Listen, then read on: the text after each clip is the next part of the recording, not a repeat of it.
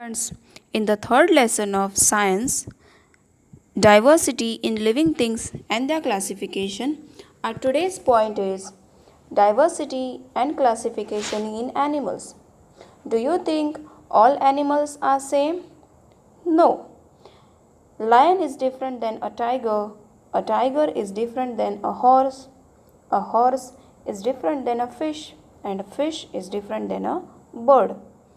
Also, there are reptiles, there are insects, there are birds, so many living organisms in the form of animals as well as in the form of plants.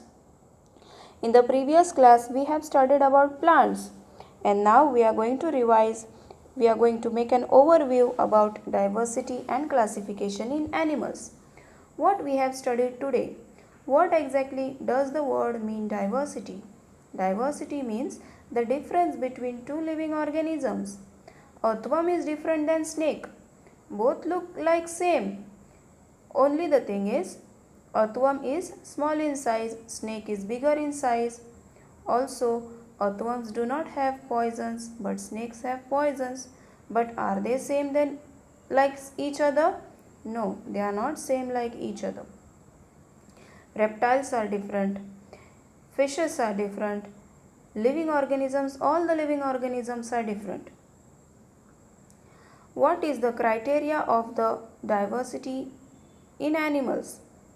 Name of the animal, what is their food, how do they eat, where do they live, and the special features they found. Let's study about the next page, page number 24. On the right hand side, you can see one small picture, green color, besides the picture of a microscope. What is it? It is a unicellular animal. That animal is called as a paramecium. Like how amoeba is a unicellular animal, paramecium is also a unicellular animal. Animals are of two kinds, unicellular and multicellular. What is multicellular animal? Multicellular animal is the animal which is made up of more than one cell. And a unicellular animal means animal which is made up of only single cell. Multicellular examples are man, dog, horse, cow, goat, so on. And unicellular, paramecium, amoeba, etc.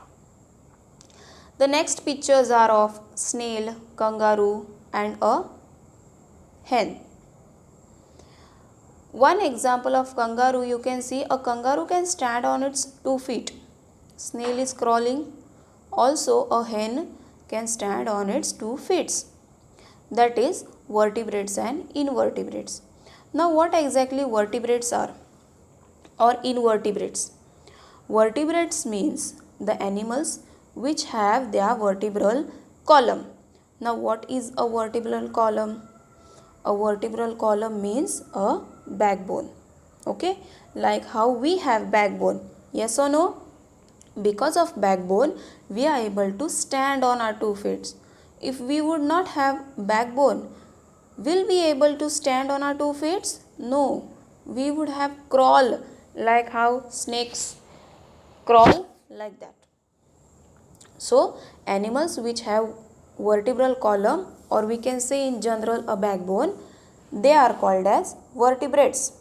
Snails do not have backbone, that is why snails are crawling. So, they are called as invertebrates. Birds, animals, you can see the picture of a bird also. Yes? Snakes, birds, fishes and kangaroos as also humans are vertebrates animals. Animals such as snails, cockroaches, earthworms do not have a vertebral column and therefore they are invertebrate animals. Now next one is oviparous and viviparous. How to remember the word oviparous and viviparous? You can see oviparous starts with the letter O. The animal which lays egg are called as oviparous and obviously which do not lay egg are called as viviparous. Now it becomes a confusion, no? to remember oviparous and viviparous, one hint I'll give you. Oviparous starts with the letter O and egg also looks like O.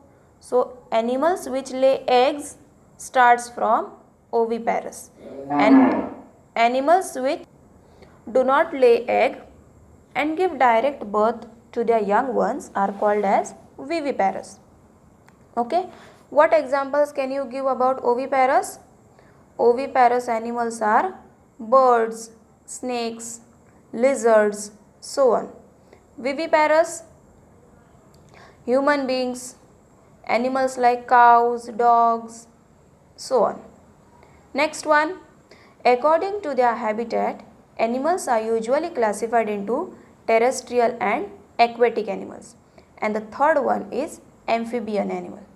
Now terrestrial animal means animals which completely live on land. For example, all the animals which completely live on land are all wild animals, you can say. Tiger, lion, hen, cock, so on. They are called as terrestrial animals. Aquatic animal, animals which live completely in water. They are called as aquatic animals. Okay. These animals, example, fishes. Amphibian animals are the animals which can live both on land as well as in water. Okay. For example, frog. Frog is an amphibian. It can breathe in water as well as on land. They have their special body parts. Their structure is made in such a way that they can breathe in water and as well as on land. And the fourth one is aerial mode of life. Aerial means which live in air, which can fly in air. They are birds. Obviously, birds can fly in air. We human beings or any other animal cannot fly. Cockroaches, insects, they can fly in air. They have the ability to fly. They have the wings with the help of which they can fly. So that means they are called as aerial animals. So how many different types of animals are there? On basis of their criteria of adaptation or habitat: terrestrial, aquatic, amphibian and aerial mode. Okay, here we finish up the lesson, and our today's point was diversity and classification in animals, and we have studied these many points. Thank you.